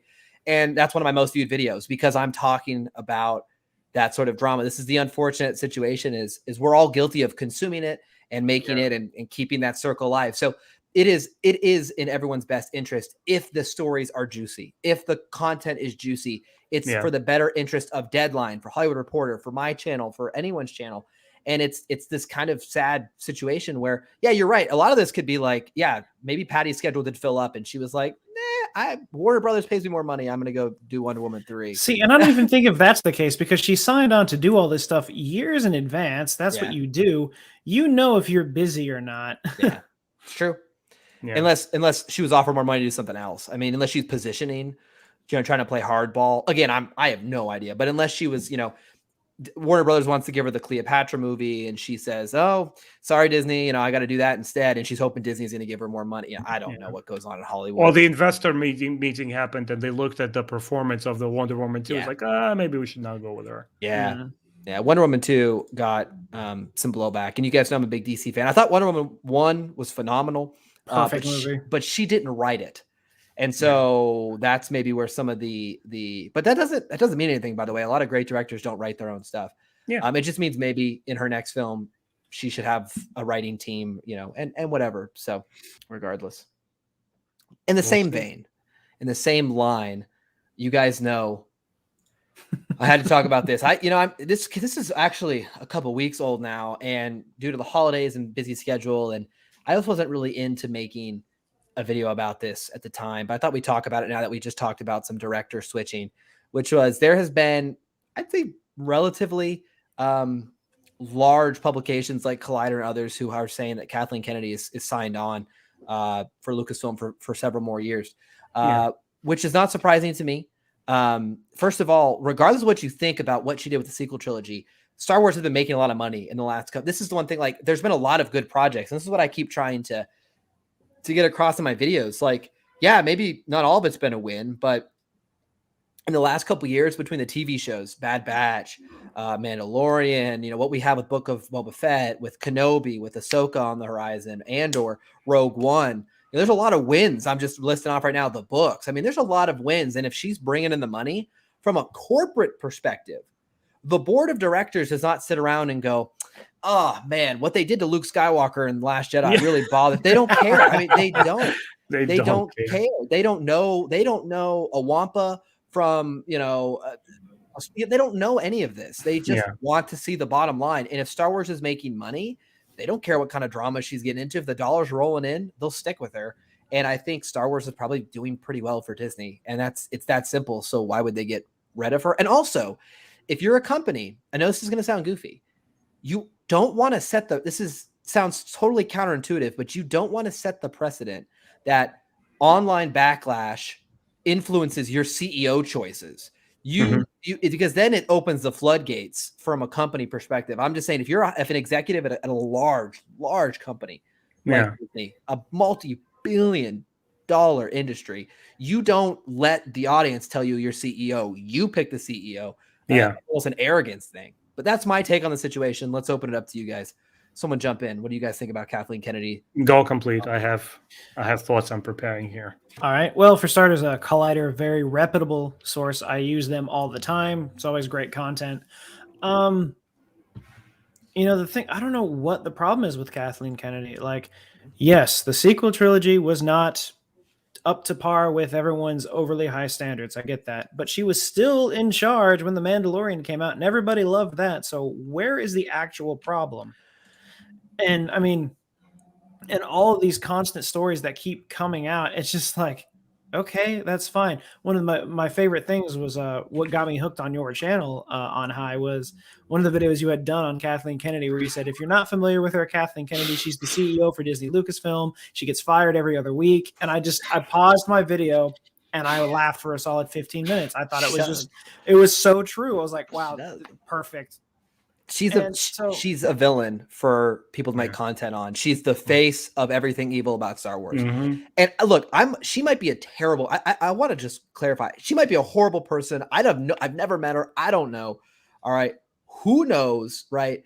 But she did keep Jon Favreau and Dave Filoni on board. This whole Civil War and narrative, happy, right? Because the way that they talk about in her interview, you have to make up your mind, guys. Either Jon Favreau and Dave Filoni, the messiahs of Star Wars, or they're Kathleen Kennedy bootlickers, right? They either create your Mandalorian, because I'm going to let you on a little secret, guys. What you may not have been aware of, everything that's good about Disney era Star Wars, she's not involved with. She's only involved with stuff that's bad. Did you know? I know, it doesn't make any sense. No. I'm telling you, so you know, so you are informed. If you did not like Episode 8 for any reason, you didn't like the way the credits roll from up to down, it's her fault, right? And when you read the logic behind how people unleash their emotions, it almost feels like, and I don't mean to talk down to fans, because a lot of fans are adult and they know what they're talking about, and there's emotions attached to it. But there's inner children that come out of the adults. It's like when you make a target out of one professional, like she's supposed to be the one carrying the load on her shoulders. I'm sorry, even the way that the big YouTubers talk about her, like trying to analyze the angle that she's coming from. No, but she's responsible for this. All that she's responsible for is, I'm going to go by the word of what Dave Filoni and Jon Favreau are talking about, the people that actually create this content. We sit on this side of the screen watching this stuff, and those people sweat, right? From 9 to 5 each day creating those things. And when Dave Filoni says, like, Kathy has been so great in this collaboration, she provided us with the platform to do what we need to get us the right tools, to get us the right, kind of budget and things and scheduling, blah, blah, blah, blah, blah. I believe them. Why? Because they create the stuff. Who am I to talk? It is so arrogant on the behalf of a fan to say, no, I know what the situation is. You don't. You're just a Star Wars nerd. Sit back and enjoy, or don't. Skip it. And those same people that are always saying, like, why don't we have like Jon Favreau or Dave Filoni be the CEO? It's like, I don't think you know how big of a problem that would solve. Or it wouldn't solve anything. It would be a massive problem, because now you're taking one who's one of the bigger directors and moving him out of that field. I think the hardest thing, as my chat is getting attacked by some sort of spammers here, I think the hardest thing for fans and for me to talk about this is that I then come off as like I'm a big fan of, Kathleen Kennedy. Like I'm in love with everything she's doing, and that's not the case. The reality is that I'm looking at what we've gotten. I think a lot of it is positive, and who knows how she is. If she's giving me this content I like, whether it's High Republic, Mandalorian, Bad Batch, etc., doesn't mean she needs to necessarily lose her job because of it. That's how I look at it. There's only one, situation that I kind of read into and I try to understand, and it's that fateful day, right, when they show the announcement and George is talking about selling the company, and that signatures that he puts on it. He talks about Kathy and why he picked her, and later on after that we get obviously George Lucas being disgruntled and unhappy with how things have rolled out, and he himself expresses how much of a bitter parting that was for him. And you can understand, he's the creator, that's his baby, right? But to me, it almost feels like it's not direct antagonism between Kathy and George. It almost feels like I pick her because I worked with this woman side by side. She knows what she's doing. She is good at her job. That's why I'm giving it to her. That's why I'm selling it to Disney, which is, once again, this is on George. You knew perfectly well who you're selling it to. You're a movie industry veteran, right? You created the biggest cinematic saga. And I don't think his anger was, addressing her at all. It was saying that, look, I don't think these movies are bad or good in terms of quality. I'm just not happy that you're not following my vision. And he has every right to say that as the director, as the owner. Once you sold it, the responsible thing to do is walk away and just not talk about it anymore. And that's what he did. I mean, it was for me personally, it was kind of sad to see that he's unhappy. But you know what? So what? He made prequels, and I'm not a huge fan of that. And when it comes to the Kathleen Kennedy and Disney now, there is no wedge between Kathy and George. That's what I'm trying to say. Is that the wedge is between where Kathy and the whole creative group are direction they're choosing. It's not aligned with fans. At the end of the day, I actually think, in large companies like this, I've had experience with, CEOs have actual very little input on day-to-day. They hire people under them to handle these. Kathleen Kennedy's not like sitting at the table, like, let's look at the script. Of course she sees scripts, etc. And she might offer input, but there's a reason that there's a Jon Favreau and a Dave Filoni that are being paid by Lucasfilm. You hire people what they're doing. Even like with all those like behind the scenes shots, like we see them there behind the scenes watching something being, they're not there every day. It's like a day. To be there. They're like, hey, Kathleen's going to be here. So get the film it for the behind the scenes. Yeah. You are correct. You are correct. And I do want to talk about one last topic. I'm going to pull us up here. First of all, there was some like wild spam there. I think it's calmed down. Bots took over the chat. So apologies if I missed anyone. I think we've blocked most, and I think it was kind of, I think everyone's probably getting hit by that. I am going to pull up as our last topic one little short video. So as you guys know, I recently went to Disney World, and I did spend some time at Galaxy's Edge, and it was a lot of fun. Have not been able to put the video together simply because, as I've talked about, my editing software has been down. I got a new computer, I was just telling the guys beforehand. So hopefully that'll be coming here in the next couple of weeks when I have some time to get that all set up. But as everyone is aware, I think at this point, Galaxy's Edge is getting a Star Wars Galactic Star Cruiser hotel. And I, after going to Disney World and experiencing that, I was pretty hyped for that. The price is obscene. There's no two ways about it. It is extremely expensive. We've talked about it on this channel, but they showed us like a little behind the scenes ad for it. It's like 2 minutes long. And I'm not going to sugarcoat it. It's been getting roasted. Eckhart Slatter and Star Wars Theory. Yeah, I've Yeah, seen that. both. Yeah, they both ripped it pretty hard. So, you know, they were not fans, but I thought we would take a second to watch through this together. I don't. Have either of you guys seen this yet? I have not. I have. So I want. Okay, so I want to preface this. Let's just get into it. I think it is a little cringy. It's a little goofy, but I think it's aimed at like a different. I think it's like, I don't know. I don't think it's aimed at me. Yeah, Six Flag goers, Disney fans. I don't think it's aimed at me. Can you guys hear it okay? Yep. Well, hello there. I'm super excited to see what you and your team created. We cannot wait to have you aboard because Star Wars Galactic. Okay, see, it's a little cringy off the top. You know, a little bad dialogue. So I think that kind of hurts the video overall. But all right, continue. Cruiser is a first of its kind vacation experience where you get to spend 2 days and 2 nights living out your very own Star Wars story. Oh, I'm just too excited. We got to go inside. It looks excited. So I will say the 2 nights is the issue. For that price, only 2 nights is just obscene. And you might be saying to yourself, well, like, how big of a hotel would they have to build for it to be longer than 2 nights? And I totally agree with you, but then it should be cheaper. Like, that's the thing. It can't only be 2 nights at that price. Disney is expensive. Trust me, I was there this year. It is expensive enough already.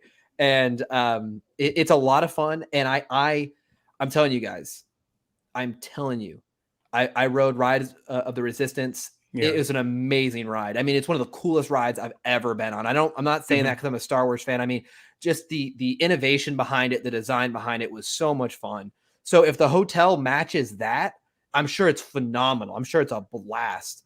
But you have priced so many people out. And I you know, it is what it is, but we'll keep going here.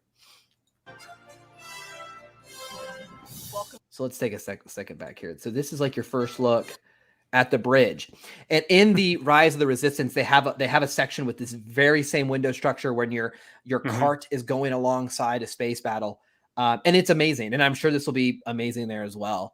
I do wonder how much you'll actually be able to do at these stations. Is it going to be like clicking buttons, or is there going to be more to it? That will kind of depend. But let's keep going. Welcome to the Halcyon Star Cruiser. Wow. This is unreal. It's like I'm walking straight into a Star Wars movie. Except it's not a movie, right? You get to be in the middle of it all and in the middle of the action. And then there's activities you can do on here. Yeah, there are activities on board the ship. The first one that I'm really excited about is lightsaber training. Oh my gosh. Here on the bridge, we also invite all... So the lightsaber training, they've shown kind of a preview of. It doesn't look that good. It looks kind of like... You know, and in their defense, like, we only have so much technology right now. You know, it's hard to actually simulate blasters and. Well, they're not showing much as well. To be honest, it's just like they show like a little snippet there. All of our guests to do bridge operations training, and occasionally this is where we can go to hyperspace. Punch it. So we've really focused on making sure we have some of the best entertainment in the galaxy on board. One of which I'm so excited about is this pop star who is known throughout the galaxy for all... It's a little cringy. I'm not gonna lie. It's a little bit. Give a guy a break, man. It's not his fault. They wrote a little cringy. So there is a bar, I will say, at Galaxy's Edge that's set up like this. It's supposed to look like you're on Tatooine, and like it's awesome. Like, the theming's really cool. They have like a droid up there making drinks, and the theming's really cool. I imagine this will be a lot like that. And that was a blast. So, do the bartenders like act in? Are they enroll? Yeah, they do. Oh, that's cool. They act like, what planet are you from? And they ask you for credits instead of the when you pay at any of the Galaxy's Edge stuff, the UI of the actual like little card swipers shows everything in credits instead of dollars. That's cool. And yeah, there's a lot of cool stuff like that. And they talk like in those sort of terms. And the like our bartender guy was like, he was funny. He like roasted me the whole time. He was like making fun of me and everything. But it was all in good fun. Like, he was, you know, in character, and it was fun. So that was a really cool. They had like an Authorian, I'm pretty sure, at one of the stores as well. You know, like, there's just some really cool stuff they do. So I'm sure this stuff is going to be really well themed, etc. What's going on? I just popped through that door and I have no idea.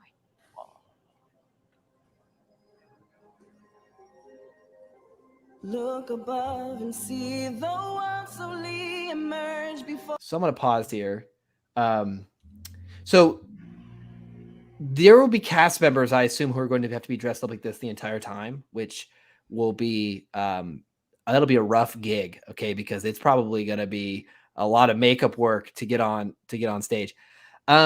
But it's a big part of Disney. If you go to Disney World, there's a bunch of, they call them the cast, right? If you work at Disney World, you're a cast member, right? You're not like an employee. So this is a big part of Disney. This fits right in. I think this was the section that got kind of roasted. It's like this like pop song in the middle of Star Wars. I'm trying to look at it objectively here. It's like, okay, well, a lot of people going to this are going to be like entertained like on a cruise. And so like live music and stuff is maybe something that they're interested in. Me personally, I don't really need live music while I'm eating or drinking or whatever. But there's probably a group of people who think that's really cool. So can I plug here? Yeah. You can look at with all positivity that you want, and we are a positive bunch here. But they freaking lost me here, man. It's like this is your moment to. You gotta sell tickets, dude. It's here. It's almost here. People are gonna start like making reservations. It's already, you already can. I'm you already keeping all my thoughts till the end because I've got this figured out. I just had to. I'm sorry. I had to pause this. I have to pause you with your positivity right here, dude. It's okay. It's the glorious moment where you sell this thing, and I was thinking like, all right, in the middle of it, I'm gonna be shown and dining room where people are chilling, and the whole thing just hits pause, and a bunch of stormtroopers run in, and a whole kind of like theatrical thing happens in front of people. Like, you over here, you stand over here, and the stormtroopers start pointing like their guns, like, and the adults and like some kind of cast members telling the children audience cues that like, hey, don't be scared, it's just a performance. And that they're giving me this. Well, so like, are you serious? This is honestly, she looks like she escaped from a Mickey Mouse movie. She doesn't even look like a Twilight because like, why this song? This is so Disney. This is like so anti-Star Wars. When I was watching Star Wars Theory's reaction to it, he was being so performative. Obviously, he knows what he's doing. He's a clever guy. He is being so performative, but I'm like, dude, like all of your reserved, bottled anti-Kathleen Kennedy emotions, I kind of feel you, brother. I just wanted to cradle him like the like, dude, I understand. Okay, man. I get you. So those kind of events will happen because they do in Rise of the Resistance. I mean, that's what happens. Stormtroopers arrest you and they put you in a cell and then you get broken out. And that will happen. I have to assume. I have to assume that the story moments they're not going to show you in the trailer because that would literally take away. What I assume, so I am going to give them the benefit of the doubt. I am with you. This is not my idea, but I have to also think this is not like you're in this is Star Wars for tourists. You're there for a night. So like, like this would not be canon. Like, this maybe this kind of stuff, but they're going for like an entertainment. As we keep watching, I'm just going to reiterate the point, remind you, this is the sales pitch. This is for me. This is a weird sales click pitch. on like that $2,500 ticket. I agree. This is a weird sales pitch. I'm with you 100%. I think it's a weird ad for it. I agree 100%. Oh, your eyes feel the swell as the moon begins to rise above the tide. All around changes. This is just the Fifth Element. I like that. Like Corbin Dallas.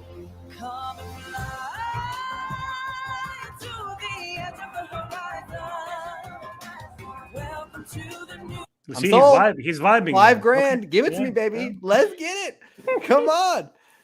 I mean, again, the whole thing I think throughout this, jokes aside, I just think it was a weirdly cut ad. Like that's what I'd say about it. I just think it's a weirdly cut ad. Like I don't know if I would have done it like this. I just don't think this is the best way to advertise it. But I would fire somebody to get serious with it.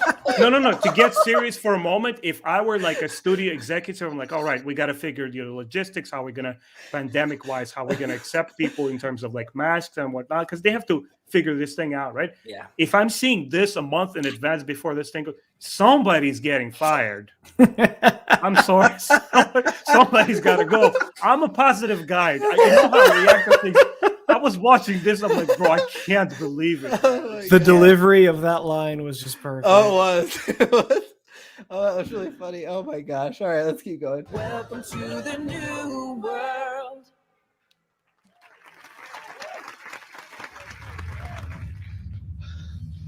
there you are. I'd like to see the Oh my rooms. gosh, I'd love to see I the was just in rooms. there, the Like, I lights wish were they'd show me low, the rooms. And this performer just came out of nowhere. You just met Gaia. She was incredible.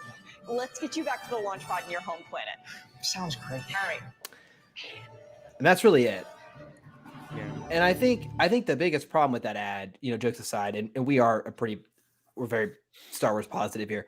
I would say the biggest problem with the ad is it doesn't show the room. It doesn't show the food options. It doesn't show, like what you're getting. And I think the room experience is going to be one of the coolest things about The it. important Right? stuff, yeah. Yeah. And so I'm going to assume they're trying to save it because I was about to I'm literally tempted to pull up Rise of Resistance and show you guys some of it, but I rode that ride not having seen a clip, not having heard a single thing about it. And I thought it was so cool because of that. So I don't want to ruin that for anyone else on the channel. Yeah. Maybe some minor things I could show, but to me, I'm hoping that's what they're doing here, which is when you get here, you're going to see how cool the stuff is planned. Cause we've looked at the itinerary. There's stuff planned that sounds really exciting. And maybe they're trying to keep that under wraps, but it's kind of a bad ad. If you want my opinion, it's a bad Then ad. you don't show this. Because the problem is it's not that it doesn't add anything to it, it takes away.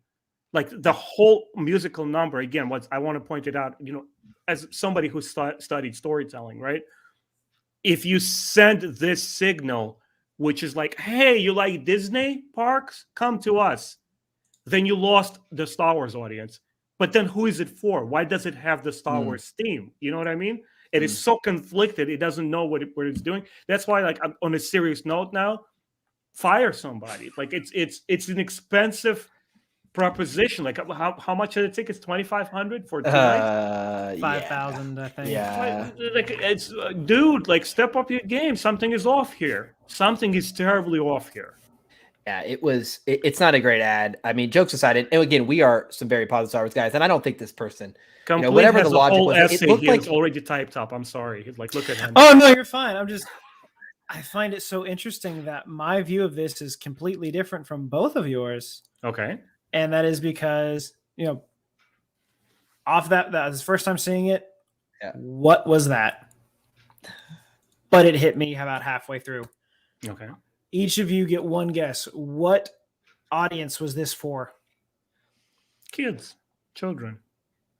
Disney, Boomers. Theme park going kids. This was made for parents. Yeah, I totally agree with that. This was made to Okay. be super basic for parents to understand. Oh, this is Star Wars.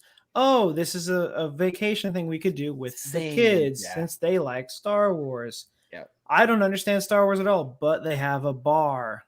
Yeah. Yeah. Wait, you're saying an educational tool for adults to get their kids hooked onto more Star Wars? Not necessarily, just saying this is designed for kids. Okay. But the trailer or whatever we call that, this commercial, this ad was for parents, specifically parents, not adults, parents, to see this and go, hey, this is Star Wars. My 8-year-old son loves this. Maybe this would be something we could save up and go next year. This is what that is for. That is why this trailer has a lot of corny dialogue and very, hey, let's go check this out. It's to be like, oh, okay. If I showed this to my kids, they'd be like, oh, I want to go. That's what this is for. Yeah. Price tag aside, and sure, the singing, maybe that's something else, but that's what this is made for. I get where you're going because I said boomers, but joking, it looks like it was made for adults who aren't big Star Wars fans. It looks like they were like, oh, it's going to be like a cruise where I'm going to go and eat and there'll be performers and for 3 dudes who are big Star Wars fans, we're kind of like, what the heck is that? But you're right. We're not the target audience because have you guys been to Disney World to see Star Wars yet? No. Right? You guys are 2 massive Star Wars fans. You haven't gone. I went, this year, mainly because I have friends in that area that I was going to see as well. I didn't just go. I mean, it was a really awesome time, but I didn't just go for Star Wars because because Star Wars fans don't just go to Disney World. It's expensive. It's time consuming. And that's the other. It's a lot of family vacations. No, go ahead. It's a lot of family vacations. That's Well, I was gonna say, it's a family vacation thing, but even like me, I'm a huge Star Wars fan. I've never even been to Disneyland. I'm originally from California and I never went. But the people that live close to those areas, those are the ones that get to go more often. Yeah. Yep. Areas Okay, they you can guys, I afford have to go to. Yeah. I have a different take. Have you, any of you, like, do you guys watch the Nintendo presentations? Yes. Yeah. Right? Yep. So Nintendo is known to be a company that, you know, ran demographically, it's like an older generation of CEOs and people like that also appear on the like marketing end of it. Disney, obviously, when Disney himself was around and all the animated films around the time that he was making, the big selling point of the movies was that it always had music and some kind of dance numbers, right? Yeah. It always was a part of it because it's encompassing the whole family. Adults enjoy music, kids enjoy music. Yeah. When I looked at this footage, it reminded me of Nintendo because Nintendo produces kick-ass product, but they're so damn backwards presenting it. Like when you look at their, you know, presentations, they're so like, I'm like, who are you catering for? Why don't you get like American 20-year-old kids like these? What is it after millennials? What's the next generation? The Gen Gen Z. Zennials, whatever. When you get them, because you need that kind of audience to look at this stuff and say, I want more of it. Same with this trailer. When you see it and you see the musical number, it's like it's talking to not modern adults, even modern parents, but like parents of the 60s. It's so backwards in its mentality. That's what's so off-putting. I'm like, oh man. Yeah, I use the word cringy. I think we're all saying the same thing. It doesn't seem like it's really marketed well, but we'll see. I mean, so I was just pulling up the calendar over here on the side. It's basically fully booked until July. There's a lot of openings July, August, September. What that means, first of all, no one wants. I was in Florida in September. It's hot, so I can only imagine June and July. Yeah. But what that means is we'll see. I mean, there'll be people out there vlogging and doing stuff. So if it's awesome, we'll learn about that pretty quick, and we'll all forget this ad ever happened. So, you know, that's all that matters there at the end. Well, guys, let's wrap it up here. It's been a while. It's been a fun time to catch up. I had missed doing this. I'm excited to get back into the grind. We have a big month. The next 6 to 8 weeks, they're going to have a ton of books and Book of Boba Fett. A lot of comics. A lot to be excited for. Before we sign off, let's go around again the triangle. Any closing thoughts? Anything you want to call out? Let's start with you, Complete, down at the bottom. I don't think I got much. That pretty much just covered everything. It was a great time. A lot of content. A lot more to come. Timeline over to you. So, guys, tomorrow, this is a self-plug. I'm completely like shocked that Greg Hildebrandt, one of the grandmasters of American illustration, responded to me. They actually, his office is in New Jersey. Complete. I'm not sure if you're familiar or not. He's the guy who illustrated the Shadows of the Empire cover. Oh, the Nintendo 64 video game. Yeah. And he did a lot of Topps Star Wars cards. So he's over 80 years old. He has been producing art for over 60 years. I feel intimidated, guys, to be honest. I'm a little freaking nervous. Yeah. He is like, honestly, like I usually, you know, it's my Russian upbringing. Like when you address adults in general, you're supposed to be extra courteous. Yeah. But we're talking about like, and I'm not even putting him on a pedestal. Just Google his stuff. He's the one of the first artists to illustrate Lord of the Rings calendars, dude. he is big. So I feel a little intimidated. Wish me luck. I hope it comes out well. So far, like all of my interviews, I managed to do like a somewhat decent job. Hopefully, I think it's great. Well. Thank you. It'll be fun. It'll be awesome. And everyone, I think most people at this time are subscribed to both of you guys. But if not, make sure you do run over, check these guys out. I think, you know, we will be throughout this month having content to make. We might take a week off for Christmas, I assume.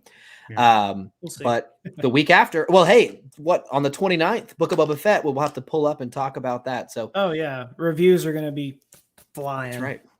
Hopefully good reviews. Hopefully, you know, they keep doing consistent, good job, and most of the fans will embrace it. I will be honest as always. That's right. I will shill. Pay me. No, I'm just kidding. All right. All right, guys. Thanks for stopping by. We'll be back again next week. We appreciate all your support. Until next time, guys, hope you have a great weekend. We'll see you again very soon. It's been fun, guys. Take care. Thanks for watching.